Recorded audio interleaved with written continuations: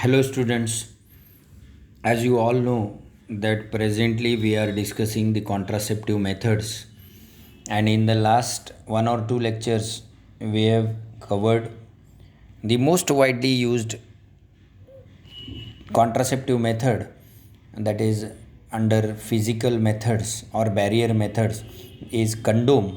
And after condom we switched our discussion to another most widely used method, that is intrauterine devices or IUDs. We have seen the condoms are not on 99%, they are used by male partners, though they sometimes there were female condoms also, but they were not that popular and they are outdated. So the condoms are condoms are used by male partners, while these IUDs they are for female partners for temporary contraception. Now we have seen the history behind discovery of these contraceptives, that is IUDs, and we have seen these are the devices which are meant to be introduced into the uterus of females. And till today there are three types of IUDs which were discovered. One we call first generation IUDs, second we call second generation IUDs, and third is third generation IUDs. We have seen the basic difference between these three IUDs are: first generation IUDs were made up of only plastic material, while second generation IUDs are made up of plastic mixed with copper or silver. And third generation IUDs, which are also known as hormonal IUDs, you can say, these are the IUDs which are made up of plastic, then copper, silver, and hormone is filled in those contraceptives or in those IUDs. So the difference of material is only there, and difference of naturally size is also there, because first generation IUDs were comparatively bigger in size than the rest of the two IUDs. Now we have finished up with the discussion of first generation IUDs in the last lecture. Now we are switching to second generation IUDs. Now, as earlier said, that these are the IUDs which are made up of plastic and copper, because of which the size of IUDs is decreased and the side effects like pain and bleedings are reduced. Now the earlier devices were copper 7 and copper T200, and the new devices are T copper 220C, T copper 380A or AG, then Nova T, then multi-load devices like MLCU 250, MLCU 375. Now these numbers, that is 200, 220, 380 and so on, they represent the surface area of the copper. Nova T and T copper 380 AG have a silver coating on which a copper wire is wrapped. So in these two devices, that is Nova T and multi-load devices, you will find the IUDs were made up of plastic, copper and silver. And because of this, the duration of action of these IUDs is increased up to 5 years. म्हणजे 5 वर्षापर्यंत जर आपण IUD नाही बदलल्या तरी चालतात, कारण त्याच्यामध्ये काय कॉपर, सिल्वर आणि प्लास्टिकपासून बनलेल्या होत्या त्या, तर ते अँटी फर्टिलिटी प्रॉपर्टी असते कॉपरची आणि सिल्वरची, त्याच्यामुळं त्या जास्त अजून जास्त इफेक्टिव्ह असतात अशा प्रॉपर्टीज. कॉपर इंट्रोड्यूस करण्यामागचा रिझनच एवढा होता सायंटिस्टचा, की त्याला त्या कॉपर्टीला फ्लेक्झिबल करायचं, त्याची साईज कमी करायची आणि त्याचं इफिशियन्सी वाढवायची. आणि कॉपरमध्ये स्वतःमध्येच अँटी फर्टिलिटी प्रॉपर्टी असल्यामुळं ते अजून जास्त इफेक्टिव्ह आहेत. आणि आजच्या काळातसुद्धा जेवढ्या कॉपरेटी वापरल्या जातात त्याच्यातल्या जवळपास 80-85% कॉपरेटीज ज्या आहेत किंवा इंट्रायुटेराईन डिव्हायसेस जे आहेत ते कॉपर कंटेनिंग आहेत. त्याचं कारण हे आहे की त्याचे काही ॲडव्हान्टेजेस आहे. Say for example low rate of expulsion, म्हणजे त्या निघून जात नाही, हा एक मोठा ॲडव्हान्टेज आहे. दुसरा मिनिमम साईड इफेक्ट्स, म्हणजे त्याचं ते पेन आणि ब्लिडिंग खूप कमी झालेलं आहे. ईज ऑफ इन्सर्शन, म्हणजे ज्यावेळेस कॉपरेटी फिट करायची असते युटेरसमध्ये ते खूप सोप्या पद्धतीने होऊन जाते, त्याला जास्त त्रास होत नाही. देन बेटर टॉलरन्स बाय नल्लीपारा, ते फिमेलचे जे इंटरनल ऑर्गन आहे, सेक्शुअल ऑर्गन, ते त्याला व्यवस्थित कम्पॅटिबल आहेत, म्हणजे त्याला टॉलरेट करू शकतात. त्याच्यामुळं त्या ऑर्गन्सला किंवा त्या डेलिकेट पार्टला डॅमेज होत नाही. इन्क्रीज डिफिशियन्सी, अगोदरच सांगितलं की कॉपर आणि सिल्वर असल्यामुळं काय त्याची अँटी फर्टिलिटी प्रॉपर्टी अजून वाढलेली असते. Effective as post coital method within 3 to 5 days.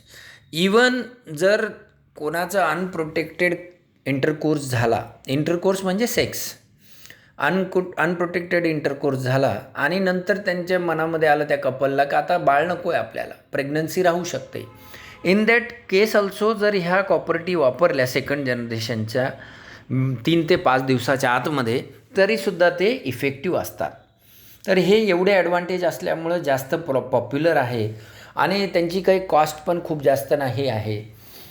अजून तुम्हाला मागे सांगितलं की कॉपरेटी बसवण्यासाठी डॉक्टरकडे जावं लागतं, कारण कॉपरेटी बसवण्यासाठी एक सिरिंजसारखा, इंजेक्शनची जी आपली सिरिंज येते त्या पद्धतीचा एक डिव्हाइस येतो किंवा इन्स्ट्रुमेंट म्हणा तुम्ही त्याला, ते असतो, त्याच्या थ्रू ते फिट केल्या जातात कॉपरेटी.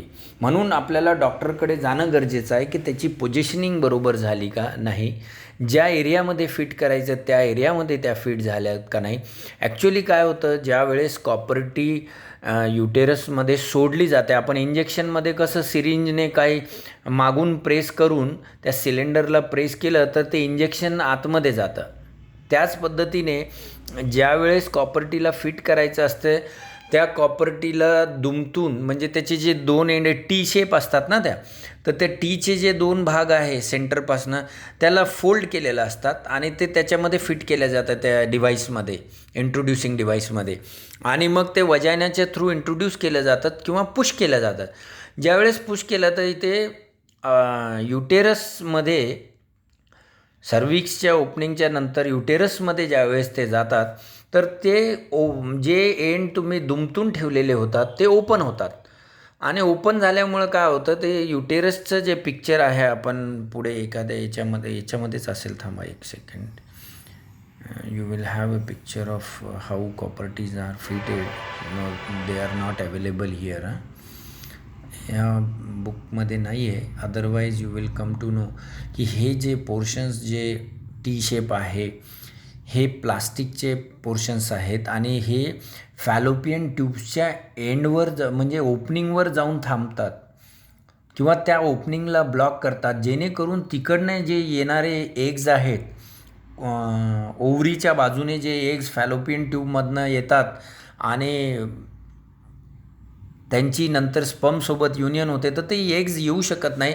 तर एकतर हे मेकॅनिकल ब्लॉकिंग किंवा फिजिकल ब्लॉकिंगसुद्धा होतं आणि आतलं केमिकल एन्व्हायरमेंट किंवा आतला जो पोषक वातावरण आहे तो चेंज झाल्यामुळं प्रेग्नन्सी राहू शकत नाही. Now we are switching our discussion to third type of intrauterine devices, that is third generation IUDs. These are the devices which slowly release a hormone in the uterus and locally act on the lining of the uterus, on the cervix mucosa and probably on the sperms also. अगोदरच सांगितलं की तिन्ही IUDमध्ये difference काय आहे. पहिल्या जनरेशनच्या IUDs कॉपरपासनं बनलेल्या, only copper. Second जनरेशनच्या IUDs कॉपर प्लस फर्स्ट जनरेशनच्या IUDs प्लास्टिकपासनं बनलेल्या, ओन्ली प्लास्टिक. सेकंड जनरेशनच्या IUDs प्लास्टिक प्लस कॉपर आणि सम ऑफ द IUDsमध्ये सिल्वरसुद्धा आहे, सिल्वर वायर किंवा सिल्वर कोटिंग. आणि थर्ड जनरेशन IUDs ज्या आहेत त्या प्लास्टिक, कॉपर ते सगळं आहे, पण त्याच्यात अजून काय हॉर्मोन भरलेले आहेत. हॉर्मोन हे केमिकल सबस्टन्स आहेत, ते भरलेले असतात आणि हे हॉर्मोन्स काय करतात, ही कॉपर्टी जेव्हा फिट केली जाते तर थोड्या थोड्या कालांतराने ह्या कॉपर्टीमधनं ते हॉर्मोन्स रिलीज होत असतात आणि हे हॉर्मोन ते जे युटेरसचा जो आतला भाग आहे किंवा जे सर्विक्सचा म्युकोसा आहे आतला किंवा त्या आतली जी लायनिंग आपण म्हणतो युटेरसची आणि इवन स्पर्म्सवर सुद्धा हे हॉर्मोन्स ॲक्ट करतात, जेणेकरून ह्या आयुडीज अजून जास्त इफेक्टिव्ह आहे किंवा ह्यांचा जर सक्सेस रेट आपण जर बघितला तर सेकंड जनरेशनपेक्षा अजून जास्त असेल किंवा ह्यांचा जर ड्युरेशन बघितला आपण तर हे सेकंडपेक्षाही जास्त असेल, म्हणजे 5 किंवा 5पेक्षा जास्त वर्षापर्यंत आपण याला आरामशीर ठेवू शकतो युटेरसमध्ये.